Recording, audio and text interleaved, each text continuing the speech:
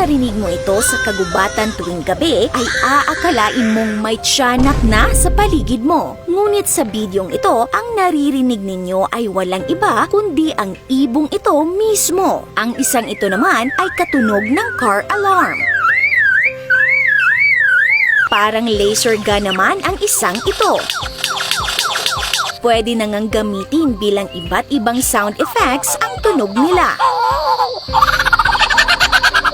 At maniniwala ba kayo na sa iisang uri lamang ng ibon nagmumula ang iba't ibang tunog na ito? Meron silang mahabang buntot na dagdag pogi points daw sa kanilang panliligaw. At sino ba namang hindi mapapasagot ng oo sa isang ibong songbird na engineer pa? Ito ang lyrebird o menora, isang uri ng land bird na matatagpuan sa Australia. May dalawang species lamang ito, ang superb lyrebird at Albert's lyrebird na mas bihirang makita dahil naninirahan sila sa pusod ng kagubatan. Ang superb lyrebird ang mas madalas ma-encounter ng mga tao. May haba itong halos 79 to 99 centimeters. Bahagyang mas malaki at mabigat ang mga lalaki na tumitimbang ng around 1.09 kilograms kumpara sa mga babaeng tumitimbang lang ng around 0.91 kilograms. Mas magarbo rin ang buntot ng mga adult na lalaki na kapag nakabuka ay kahawig daw ng musical instrument na lyre, kung kaya't dito ipinangalan ang ibon. Ipinapahiwatig din ng pangalang lyrebird ang pagiging musician ng ibong ito na masasalamin sa kanilang mimic ability. Ngunit hindi po ito kagaya ng mga parrot na nakafocus sa panggagaya ng salita ng tao dahil ang focus nila ay natural at artificial sounds. Kayang-kaya nilang gayahin ang tunog ng mga ibon at hayop na kasama nila sa kagubatan. Gayun din ang ibang man-made sounds kagaya ng chainsaw, car alarm at maging ang iyak ng bata. At ang talentong ito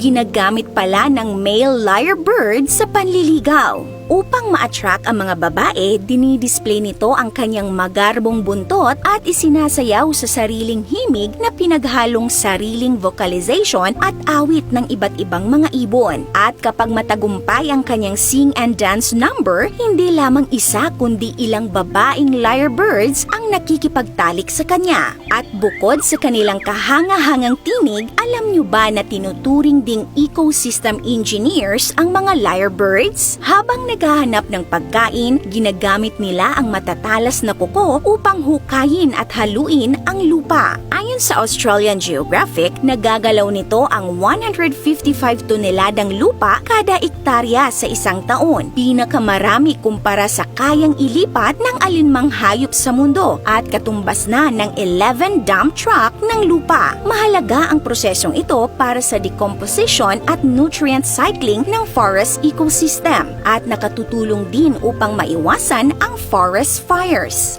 Dahil nga sa kanilang mga kahanga-hangang kakayahan ay tila may celebrity status na raw ang mga lyrebird. Ibig sabihin, kilala at kinaaaliwan sila ng publiko, kung kaya't mas pinili ng mga taong panoorin na lamang sila imbes na hulihin o saktan, na nakatulong upang mabawasan ang tsansang maging endangered sila. May kakaibang tunog din ba ang mga ibon sa inyong lugar, mga ka-awesome? This is Ate O from our Republic. Hanggang sa muli and stay awesome!